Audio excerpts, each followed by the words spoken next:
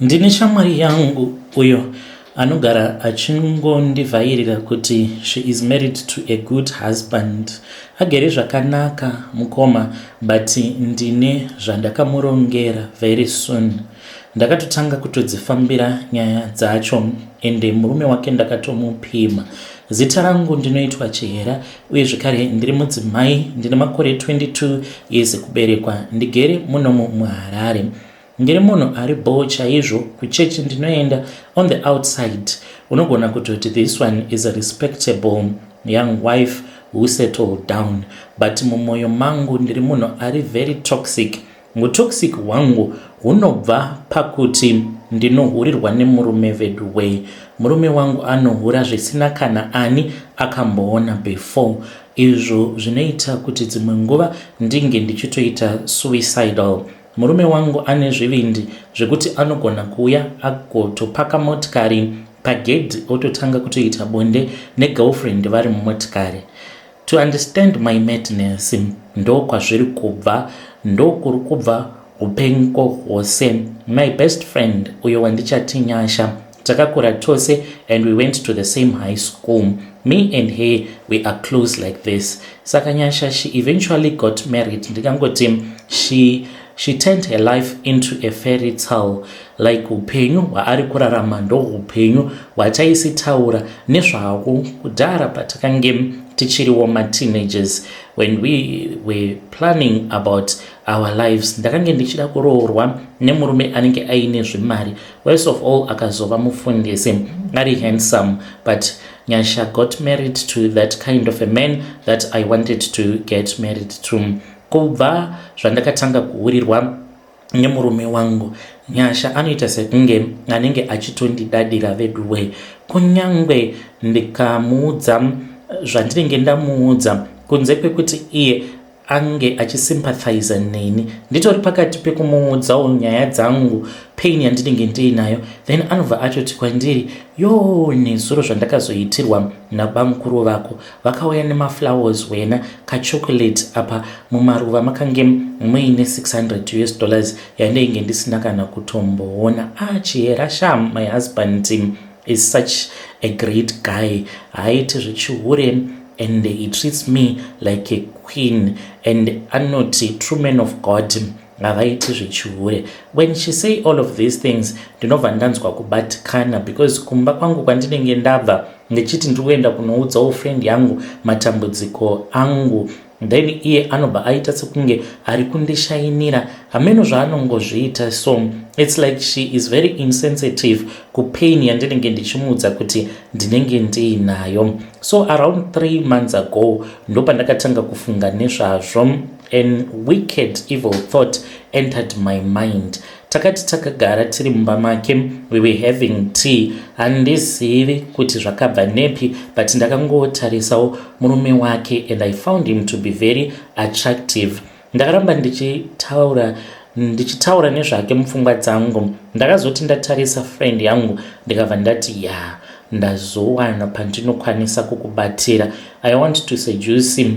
Murume webest friend yangu ndobva ndarara naye. Kana ndarara naye ndicharamba ndichimupakurira rumwe rudo rwemandoro kwati, then ndobva ndachizotanga kutaura nebest friend yangu. Ndinogona kutotsvaka dzimwe namba dzandinenge ndichishandisa paWhatsApp, ndichiita sekunge ndiri umwe munhu anozivana nemusikana uyo anenge ava kudanana nemurume wake, ndichimupa ma-updates apa ndirini zvangu. Whatever that is going to happen, ina handisina kana tsitsi nefriend yangu. Ndakatongozviudza ipapo ndakatarisana nemurume wake kuti kana pain iri pain, tinofanira kuti tese tinge tichinzwa pain tiri vaviri, because haangafare iye inini ndiri pakati pekusuwa. Kana tichisuwa tinofanira kuti tose tiri vaviri tichichema nekusuwa kwedu. Iye akambokosha chiiko zvekuti angabva apiwa zvose naMwari, kuti murume ane rudo, kuti murume ane mari zvekare.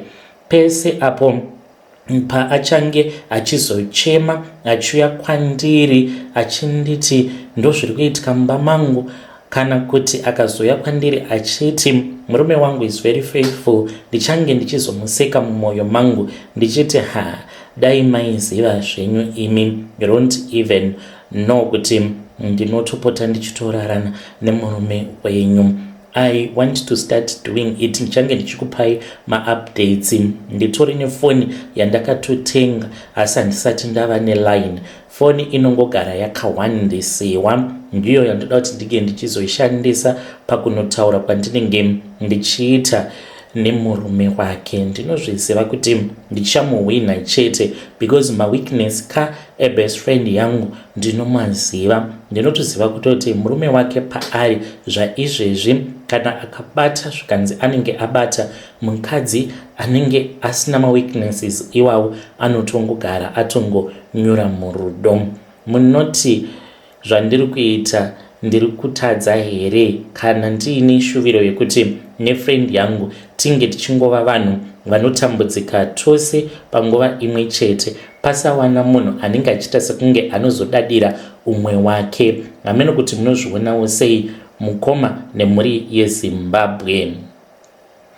Yo vedare ndo message iyo yandakatumidzirwa ichibva kuna vanzvadzi vedu. Ngatitaurei naye Chera. Chera une moyo wakashata shamwari, zvinhu zvauri kuda kuita hazvina kunaka, ndiwo maonero angu iwawo. Chingosiyana nemunhu nemarriage yake, musiye aenjoy marriage yake, not kuda kumuitira utsinye. Ngatitaurei naye Chera uyu mucomment section.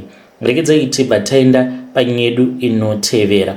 Nyedu inotevera yakamira sekudai so. Hanzi mukomana makadii zvenyu, please post my story makaviga uchitupa changu. Munhu anotoroiwa zve, munhu kana basa rikapera munhu ari kuzoroiwa.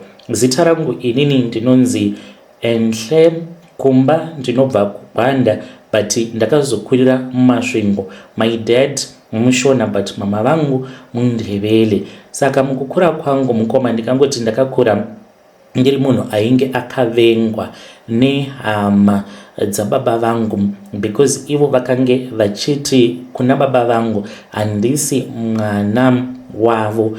Vaiti inini ndakazvarwa ndiri mutsvuku sei because amai vangu ivo vakaita mutema but baba vangu kunyange zvavo vari mutema but havana kunyanyisa kuita mutema. Saka hama dzababa dzakange dzisingadi kubhilivha until kwazoitwa my DNA vakazongondikumbirawo ruregerero.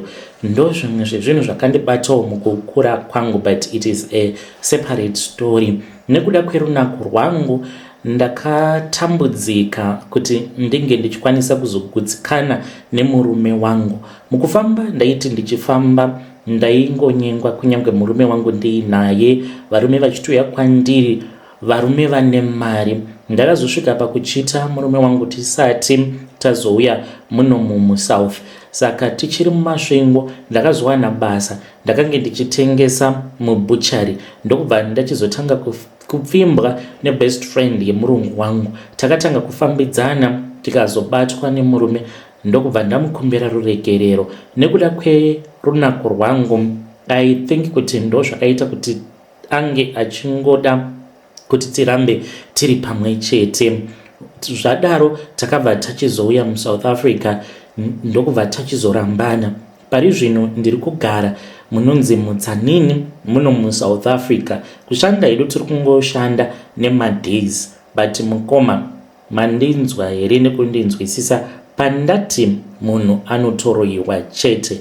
Ndichiti munhu anoroiwa tauya kunoku kuSouth Africa nemurume takatanga kunetsana. Mukoma ndakadanana naforomani vepaPrazi mumaLemon apo patakange tichishanda. Ndainge ndava kudanana naforomani uya akange ari muChangani. Murume ndainge ndisingachamudi asi ndakazongomunzwira tsitsi ndokubva ndachizorambana naforomani.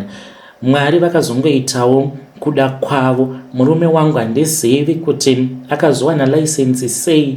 Nerimwe ramazuva mukoma akatongosvika netruck apa musi wacho iwoyo takange tichitoshanda mushedhi. Vanhu pavakamuona vachiburuka mutruck, vanhu vakangonditarisa. Vamwe ndo vaida kuseka, it was like vanhu vaitozviziva kuti murume wangu ainge akakomborerwa naMwari, ainge ava kuita zvekudhiraivha matrug. Akauya akatondimhoresa, akange atori nemukadzi wake. Ndakabatikana kwazvo. Kubva ipapo life yangu yakazopinda pamahwani, ndikabva ndachizorambwa naforomani mupurazi matinoshanda. Foromani ivavo vakandikonesa kuti ndinge ndichiwana permit because tainge tavengana. Saka ndakazongosvikawo pakuzongoita give up, ndikasiya basa kumalemon ndikatanga kushanda somewhere else uko kwandisingakwanisi kuwana permit kungoshanda nemadays vedway. Saka murume wangu mukomanashi akazoenda kuZimbabwe. Aenda kuZimbabwe ava nemagonyeti. Saka nyaya yangu iri pakuti ini kana ndikadzingwa muno muSouth Africa, pandinoenda kumusha, ndikuenda kuChipinge, ndikuenda kun'anga, ndinotoda n'anga dziya dzinogadzira meni, ondigadzira zvekuti ndinge ndichiraramawo ndiri paari. Handiti takaita tose mwana, ndingatambura murume wandakazvara naye mwana, iye ava nematraki. Ini it's either ndichabvisa mainini varipo kana kuti ndichatorwawo ndogarapo ipapo, kunyange ndikangonziwo uchange uchishandisa one room as long as ndiripo, because chekuti ndinonobata kumba handina mukomanashe. Saka munhu kun'anga ndozvandichaita kana ndadzokera kumusha. Asi kana kuri kunzi tikasanetswa mupurazi pandinoshanda, handioni sekunge ndikamuendera kun'anga. Handisi kuda kumuitira utsinye, asi ndikudawo kuti ndinge ndichingowanawo pandinoraramira ndiri, because ndakazvara naye mwana. Saka I deserve kudyawo upfumi hwake. Pose apa ndanga ndakanyarara because I am not a bad person. Kuita zvandichaita ndichatozviita nekuda kwekuti I am desperate.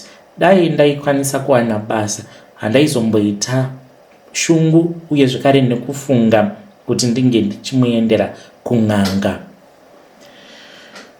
Muri yeZimbabwe ndo message iyo yandakatumidzirwa ichibva kuna vanzvadzi vedu. Ngatitaurei navo mucomment section. Hanzi kana ndikangodzingwa basa, I promise you munhu ari kuenderwa kun'anga. Munozvionawo sei muri yeZimbabwe? Ngatitaurei navo mucomment section. Zvakangooma hazvo vedway. Rekidzai tibva taenda panyedu inotevera. Nyedu inotevera yakamira sekudai so. Hanzi mukomanashi muri sei? Zita rangu ndinoitwa Vimbai. It was back in 2019. Ndakange ndichishanda as a live-in housemaid. Ndakange ndichishandirawo vamwe amai.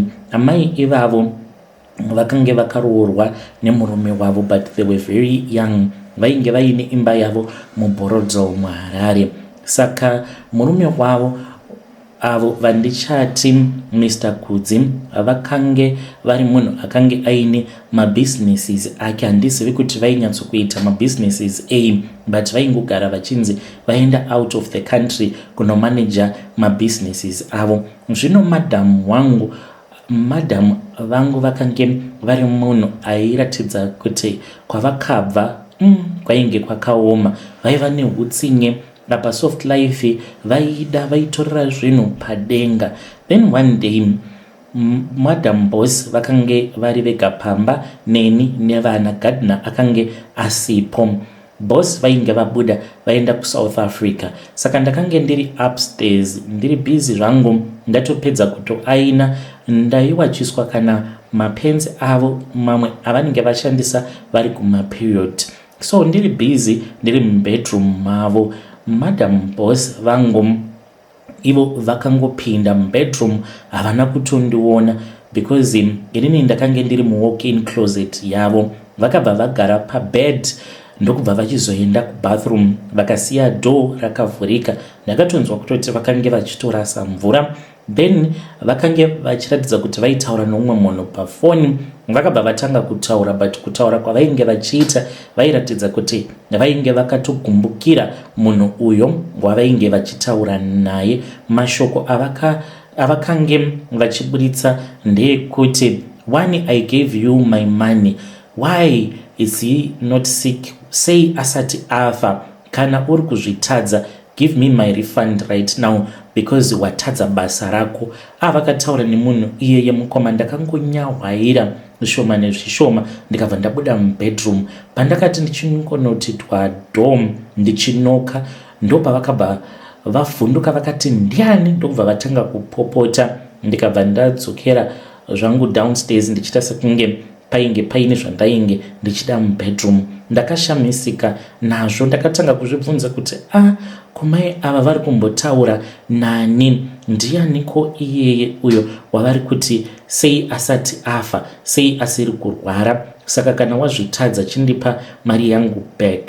Exactly 3 months after that phone call, boss vakabva vangodonha. Ndainge ndichangobva mukuvapa team, vakangoti vimbai. Ndokubva vanditi vakange vasingachaoni. Ndakamhanya ndichibuda muruma ndainge ndiri. Ndokubva ndaenda ndikanavabvunza kuti chii, vakati handisi kukuona vimbai, handisi kuziva kuti chii chaitika, ndiri kutemwa nemusoro, handichaone vimbai foni yangu. Ndokubva vandipa password yefoni yavo. Vakange vachida kuti ndinge ndichifonera umwe mukoma wavo ainge achifanira kuti ange achiuya kuzovatora. Saka ndichiri pakati pekutoisa password, madam boss mukoma vakangoscreama.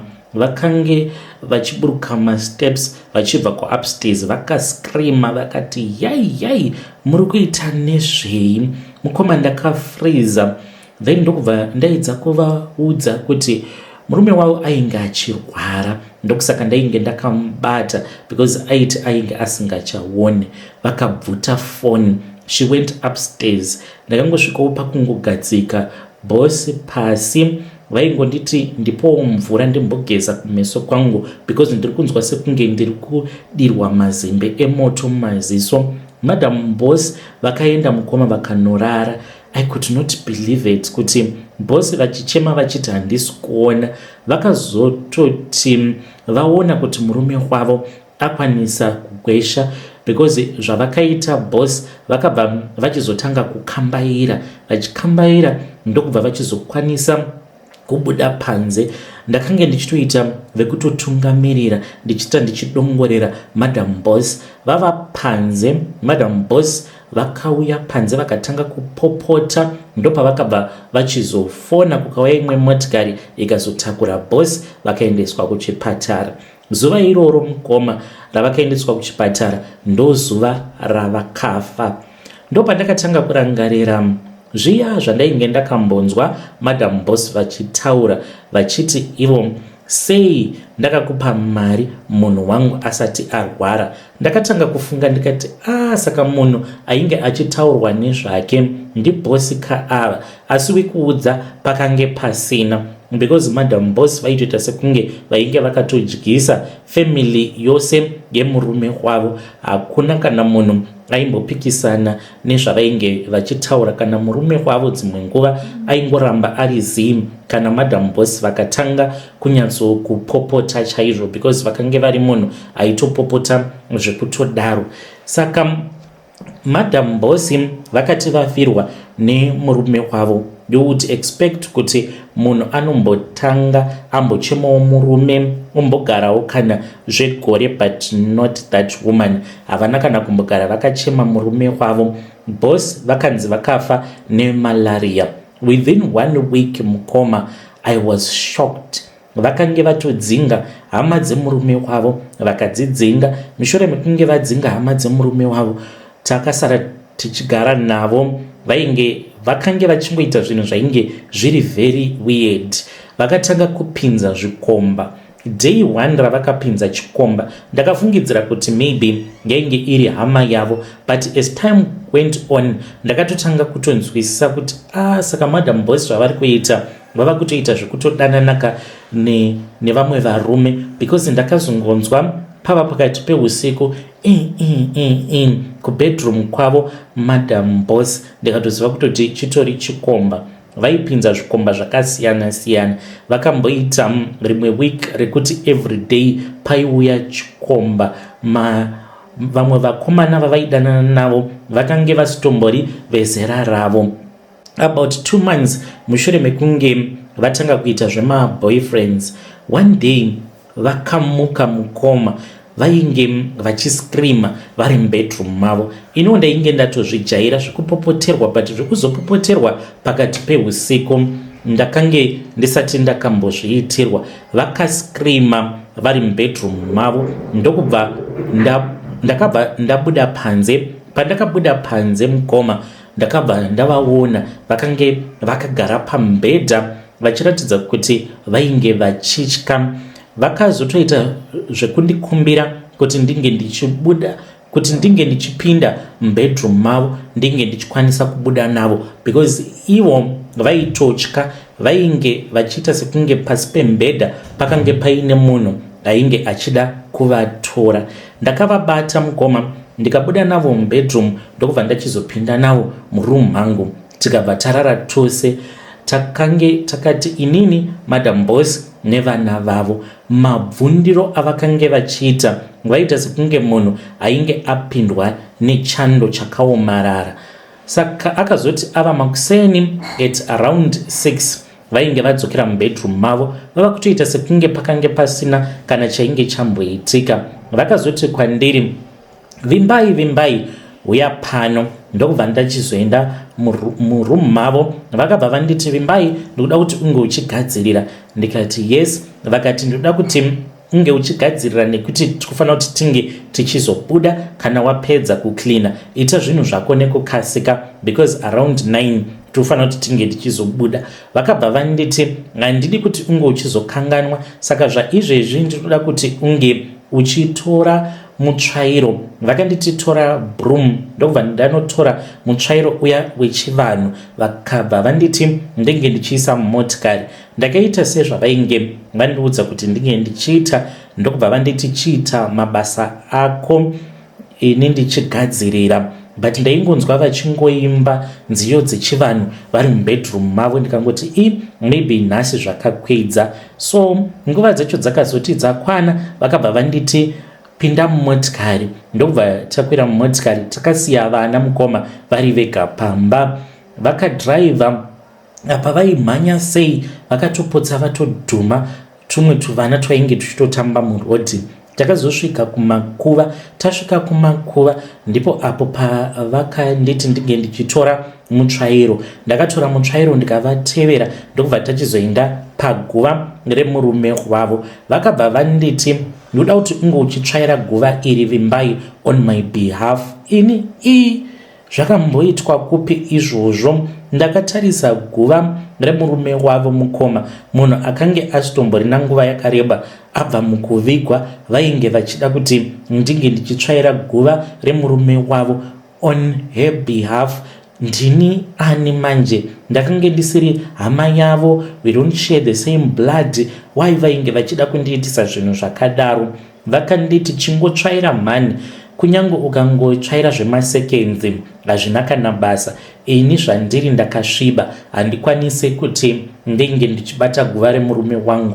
Vakabva vanditi kusviba kwavainge vakaita hakusi kunzi vakange vari kumaperiod, asi nekuda kwekuti vainge vakapinza vamwe varume vakarara navo pambedha apo pavakange vachirara nemurume wavo paainge achiri mupenyu. Vakati saka ndakasviba, hazviite kuti ndinge ndichibata guva rake. Ndakati ndava kuda kuzviita, ndakanzwa hana yangu yakangorova mukoma. Ndikati no, I can't do it. Sei muri kuda kuti ndinge ndichizviita ini, because we don't share the same blood? Sei musina kunotora mainini munin'ina wenyu kuti vange vachikutsvairirai guva? That crazy woman came back. She started screaming mukoma tiriko kumakuva ikoko. Vakabva vatotanga kutochema vachindituka mushure mekunge ndati no, ina handikwanisi kuti ndinge ndichibata guva remurume uyu, hama dzangu dzisipo. Without saying another word, madam vakabva vangondisiya. Ndakangobata mutsvairo wangu ndakatarisana neguva remurume wavo. Ivo vakabva vafamba ndokubva vaenda vakanokwira motikari yavo. Saka ndakabva ndangokandawo mutsvairo uya pasi ndikavatevera. Vakamutsa motikari ikatokweshera. Payakakweshera vakangodanidzira kuti uchafamba netsoka. ndakafamba netsoka zvechokwadi kusvika ndabata kuhighway ndikatanga kuhaika ndichikumbira vanhu lift. Ndakazonzwirwawo tsitsi nevamwe baba vakange vava kutondipfimba ndikavabvuma zvefeki. Pandakangosvika kumba ndichizotora foni yangu vachiramba vachingondinetsa pafoni baba ivavo, ndakabva ndangovabhloka ndikavaudza kuti handine mukomana wangu. Fast forward mukoma ndasvika pamba, I was exhausted. Ndokubva vangoti kwandiri, you are fired kana ukaramba uri pamba pangu ndiri kufonera mapurisa. Vakandipa mari iyo yandakazoshandisa kudzoka kumba. Ndakaudza mai vangu nyaya iyoyo, vakatenda Mwari, vakati ndinoda kutenda Mwari vakupa uchenjeri hwekuti usabata guva rake mukadzi iye anga achida kukubatisa guva remurume wake kuitira kuti ngozi yacho inge ichizouya pauri. Muri yeZimbabwe ndo message iyo yandakatumidzirwa ichibva kuna vanzvadzi vedu. Ngatitaurei nezvayo nyaya iyi mucomment section kuti chii chaizoitika dai kwanga kuri kunzi Vimbai uyo ainge achazobata guva remurume waMadam Boss. What was going to happen? Ngatitaurei nezvayo nyaya iyi mucomment section. If you have any confession that you want to share, please do not hesitate. Uyai nadzo nyaya dzenyu kuinbox tinge tichidzishare panapa pachannel. Rekidzei tibva taenda panyaya yedu inotevera. Hanzi ndakatizawo nemari yeround, do not blame me. Ndakakasika ndaona zvainge zvichida kuitika. Zita rangu ndinoitwa Pitso uye zvekare ndaigara kunonzi kuCape Town muSouth Africa. Ndakange ndichishanda saUber driver. Saka taita zveraundi tichikandirana maraundi semaUber driver. Takange tiine kasociety kedu. Saka kasociety kedu aka takange tichikandirana ma5,000 rands. Saka nekuda kwekuti tainge takati one day waitotiwo kana yava nguva yekuti ndiwe unenge uchifanira kuti unge uchikandirwa mari unenge wakatobata kana chi50,000. Saka kubva gore rakapera ndainge ndichingokandirawo vamwe. Zvino rino gore ndini ndanga ndichifanira kuti ndige ndichikandirwa ndirini wekupedzisira. Saka ndakati ndakandirwa mari mukomanashi ndokubva ndakandirwa zvekare muna June. Saka ndakandirwa mari ndakabva ndaudza vamwe vangu kuti ndafunga kuti ndige ndichimbonozvidhindisira passport because ndanga ndava nenguva ndichingonobatisa passport yangu nebhazi. Kunze kwekuti nemudzimai tinge tichienda kuborder, ndakangoti Cape Town then ndokubva tachizouya kunoku kunyika kwatiri mukoma ndapota musazotaura nyika yacho. Tauya kuno kune mudzimai ndokubva tatotangidza upenyu. Takasvika tikagamuchirika zvakanaka, ndigere zvakanaka. Ndakatoseta up ka business kangu muno munzvimbo umo matava kuraramira tiri nemudzimai wangu. Ipapapa kana kuri kunzi zvikatobuda zvakanaka nemudzimai wangu tiri kutoronga kutoti vana vedu tinge tichivaunza muno mumwe nyika matiri. Kune avo vachati asi sei wakaita zvinhu zvakadaro. Mukoma ndingangoti semunhu anonamata ndakatanga kunamata ndichinamatira nyaya iyi patova nemakore. Ndakatomboroteswa hope ndichiona dutu remvura. Dutu iri rainge rakakomberedza nyika yeZimbabwe. Ndikatomboitaura nyaya iyoyo muchechi kuti ndikuona nyika yeZimbabwe yakakomberedzwa nedutu remvura. Saka ndaitofungidzira kuti maybe kuchaita mafloods achauraya vanhu. But pakatanga kunyuka vanhu vakaita sana Jacinta ndakangoti iri ndo dutu racho.